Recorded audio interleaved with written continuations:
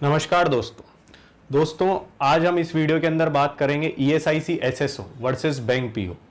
ESIC SSO की हाल ही के अंदर वैकेंसी आई है, तो हम ये देखेंगे कि बैंक पीओ के अंदर और ईएसआईसी एसएसओ में क्या डिफरेंस होता है, क्या सिमिलरिटीज होती है और हमें क्यों ईएसआईसी एसएसओ पे भी उतना ही ध्यान देना चाहिए जितना हम बैंक की तैयारी पे करते हैं। और मैं तो कहूँगा बल्कि ज़्यादा देना चाहिए, क्योंकि इन जैसी जो यूनिट्स होती है गवर्नमेंट की, उनमें बड़ी कम वैकेंसीज निकलती है और इनका जो पैटर्न होता है, एग्जाम पैटर्न, वो काफ़ी कुछ सिमिलर होता है, बैंक के जैसा ही होता है। मतलब लगभग आप ये मान के चलो कुछ एक सब्जेक्ट ऊपर नीचे हो सकते हैं या पेपर का डिफिकल्टी लेवल थोड़ा कम ज़्यादा हो सकता है, और वो भी काफ़ी कम। लेकिन इनका जो स्टाइल ऑफ एग्जामिनेशन है, जो इंटरव्यू का जो आपका रास्ता होके निकलता है, वो काफ़ी कुछ बैंक जैसा ही है। तो ये एक बहुत अच्छी अपॉर्चुनिटी होती है जो बच्चे बैंक की तैयारी करते हैं। मेरे काफ़ी सारे दोस्त हैं जो ये बोलते हैं कि हमको पता ही नहीं रहता है। जब जैसे एफसीआई की वैकेंसी आज के 2-3 साल पहले आई थी, तो मेरी एक मिलने वाली फ्रेंड थी, उसके साथ भी यही हुआ। उसका बैंक के अंदर सिलेक्शन हो गया, लेकिन एफसीआई के अंदर उसका सिलेक्शन इसलिए नहीं हो पाया क्योंकि उसने वो भरा ही नहीं, उसको पता ही नहीं था एफसीआई नाम का कुछ होता भी है। तो इन जैसी जब वैकेंसीज आती है तो काफ़ी खुद को अलर्ट रखें और अच्छे से तैयारी करें, बिल्कुल सीरियस नोट पे तैयारी करें। तो आइए हम देखते हैं इस वीडियो के अंदर कि ESIC SSO versus bank PO में क्या डिफरेंस होता है, क्या सिमिलरिटीज होती है। सबसे पहला डिफरेंस इसके अंदर होता है सैलरी का। देखो, ईएसआईसी एक जो है ऑटोनोमस बॉडी है, ये पूरे तरीके से सेंट्रल गवर्नमेंट की जॉब है, और बैंक जो होता है एक पब्लिक सेक्टर यूनिट होता है। तो ईएसआईसी की जो सैलरी है वो हो सकता है इनिशियल एसबीआई पीओ के कंपैरिजन में या नॉर्मल बैंक पीओ के कंपैरिजन में उसके आसपास हो या उससे थोड़ी कम हो। लेकिन जब हम लॉन्ग टर्म पर्सपेक्टिव से अगर आप देखोगे ईएसआईसी एसएसओ की जॉब, तो उसकी जॉब सैलरी जो है वो बैंक से ज्यादा हो जाएगी, क्योंकि उसके अंदर हर 10 साल के अंदर जो है पे कमीशन लगता है। और जो सेंट्रल गवर्नमेंट के एम्प्लॉयज होते हैं जैसे एलआईसी के अंदर, तो उनकी सैलरी धीरे धीरे बढ़ जाती है। तो इनिशियली भी जो इनकी सैलरी है ज्यादा डिफरेंस नहीं होता है, और लॉन्ग टर्म पर्सपेक्टिव से जब हम देखें तो सैलरी का ज्यादा फायदा आपको ईएसआईसी एसएसओ में मिलेगा इन कंपैरिजन टू एसबीआई या अदर बैंक पीओ के कंपैरिजन में। इसकी हमने सैलरी स्लिप भी शेयर करी है ईएसआईसी एसएसओ की, तो आप उस वीडियो में जाके भी देख सकते हैं। और IBPS PO clerk, SBI PO clerk, इन सब की भी हमने सैलरी स्लिप जो है हमारे यूट्यूब चैनल पे शेयर करी है, तो आप उसके अंदर आराम से बैठ के सैलरी का कंपैरिजन कर सकते हैं कि कौन सी जॉब बेटर है। इसके बाद हम दूसरे पॉइंट पे आते हैं, ऑफिस टाइमिंग।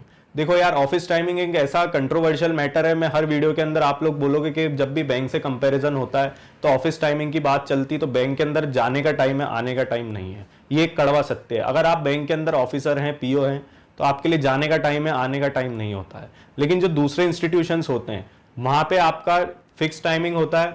जब हमने आरबीआई असिस्टेंट का वीडियो बनाया था तब भी ये बात बोली थी कि आप ईएसआईसी के अंदर एक सिंपल वो 5 डे वीक है, तो 9 से 6 का ऑफिस टाइमिंग उनका लगभग रहता है। और जो बैंक पीओ की जॉब होती है उसके अंदर आपकी ब्रांच पे डिपेंड करता है, कुछ जगह 11 बजे का टाइम होता है, कुछ जगह 10 बजे का टाइम होता है। लेकिन जो निकलने का टाइम होता है वो पूरे तरीके से ब्रांच के ऊपर डिपेंड करता है, आपके उस वक्त वर्कलोड कितना है उसके ऊपर डिपेंड करता है। कभी आप जल्दी भी निकल सकते हो, अगर आपकी छोटी ब्रांच है तो आप 5 बजे भी निकल सकते हो। लेकिन अगर आपकी बड़ी ब्रांच है, वर्क प्रेशर ज़्यादा है, तो आपको कई बार 8, 9, 10 भी बज जाती है। ये पूरे तरीके से आपकी किस्मत के ऊपर होता है। उसके बाद आता है 5 day week culture. 5 day week ESIC के अंदर 5 डे वीक होता है। केवल जिनकी हॉस्पिटल के अंदर पोस्टिंग होती है उनका सैटरडे हाफ डे रहता है। लेकिन बैंक के अंदर सेकंड और फोर्थ सैटरडे केवल ऑफ रहता है, फर्स्ट और थर्ड सैटरडे आपको जाना पड़ेगा, वहां 5 डे वीक कल्चर नहीं है। तो ये एक अपने आप में एक ऐसी चीज है जो ईएसआईसी को फिर से एक एज देके जाती है बैंक पीओ और एसबीआई पीओ के कंपैरिजन में। उसके बाद हम चलते हैं वर्क कल्चर क्या होता है। तो देखो, वर्क कल्चर ये है कि ईएसआईसी के अंदर आपको ज्यादा एकदम से पब्लिक डीलिंग नहीं करनी है, वहां इतना टारगेट बेस्ड वर्क नहीं है।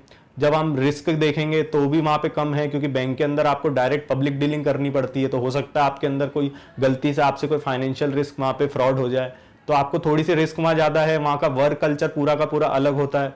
वहां आपको डायरेक्ट पब्लिक डीलिंग करनी पड़ती है, गाँव की ब्रांचों में लोगों से खुद को टैकल करना पड़ता है, शहर के कस्टमर से आपको टैकल करना पड़ता है।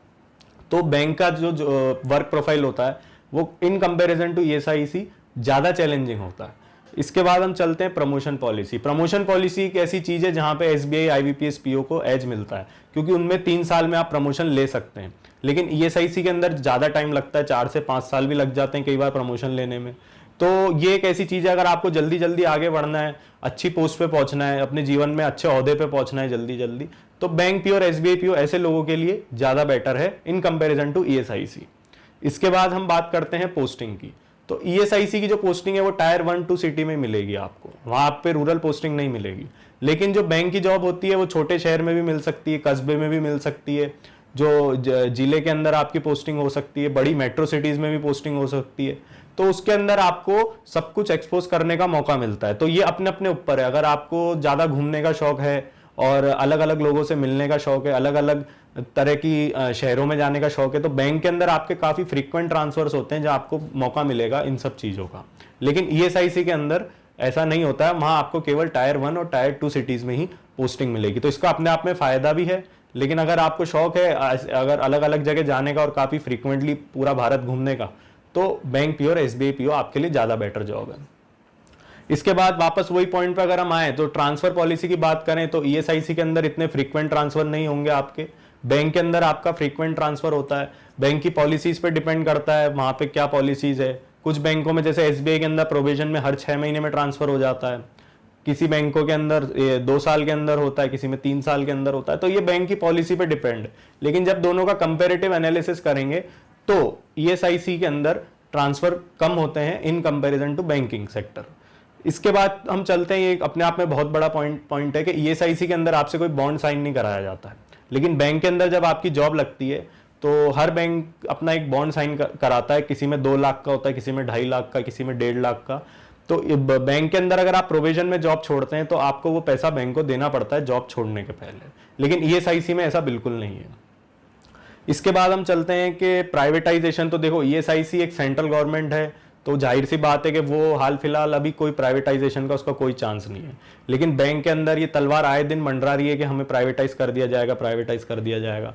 तो ये एक ऐसा पॉइंट है जो ईएसआईसी को अपने आप में एक बहुत बड़ा एडवांटेज देता है जब दोनों को कंपेयर करते हैं, दोनों की जॉब को जब कंपेयर करते हैं।